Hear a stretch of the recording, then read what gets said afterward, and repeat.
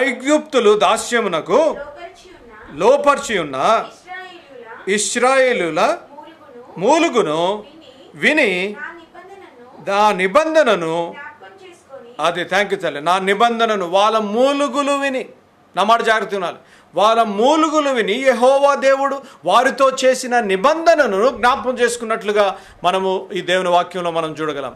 ఈరోజు వాక్యం వింటున్న వారు గమనించవలసిన విషయం, దేవుడు నీకు వాగ్దానం చేశాడేమో, దేవుడు నీ జీవితంలో వాగ్దానం ఇచ్చాడేమో. నువ్వు మారుమనసు పొందిన తర్వాత, యేసు ప్రభుని సొంత రక్షకుడిగా అంగీకరించిన తర్వాత, నీ విశ్వాస యాత్రలో ముందుకెళ్తున్నప్పుడు దేవుడు వాగ్దానం ఇచ్చాడేమో.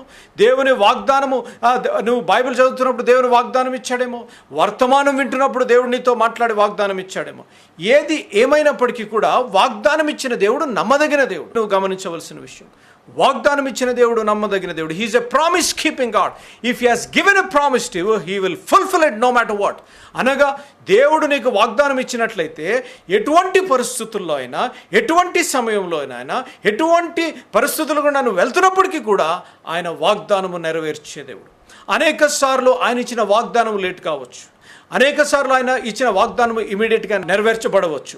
Many times the promise what has given you may be fulfilled immediately or it may be delayed.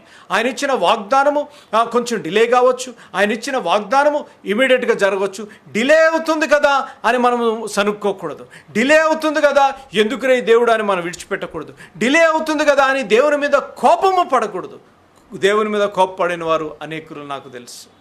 అనేక సార్లు మనకంటే, నా మాట జాగ్రత్త, ఇప్పుడు తమ్ముడు ప్రీచర్లు మీరు చూడండి, మనకంటే మన దేవునికి ఎక్కువ తెలుసు మన అక్కర్లు, మన అవసరతలు.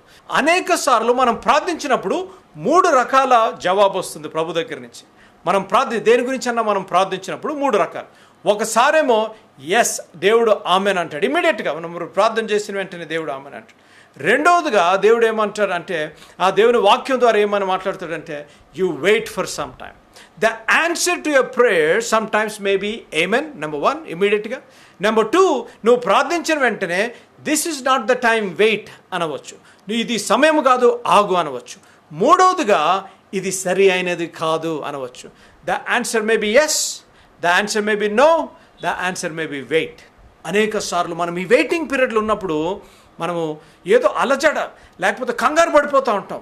అరే ఇంకా వివాహం కాలేదే, ఇంకా నాకు ఉద్యోగం రాలేదే, ఇంకా నేను ప్రార్థించింది దేవుడు ఆలకించలేదే అని అనుకుంటూ ఉంటాం.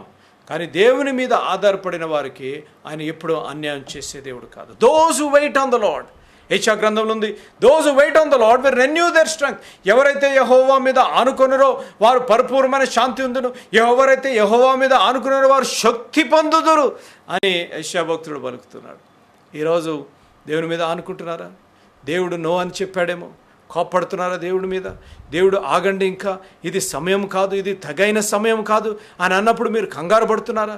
లేకపోతే దేవుడు ఇది సరైనది కాదు అని మీరు ప్రార్థించిన దానికి ఆన్సర్ నో అని వస్తే నిస్పృహ నిరాశలో ఉన్నారా? అడుగుతున్నాను ఈరోజు దేవుని సేవకుడిగా, ఆధ్యాత్మిక అన్నగా. అనేక సార్లు మన జీవితంలో ఏమవుతుందంటే ప్రార్థన చేసిన వెంటనే మనకి ఇమ్మీడియట్గా జవాబు వచ్చేయాలి ప్రభు అని మనము ఆశిస్తుంటాం. మానవ సహజము, that is the human tendency. కానీ ప్రభువారు ఈరోజు చెప్తున్న మాట, నేను మీతో చేసిన నిబంధనను జ్ఞాపకం చేసుకున్నాను.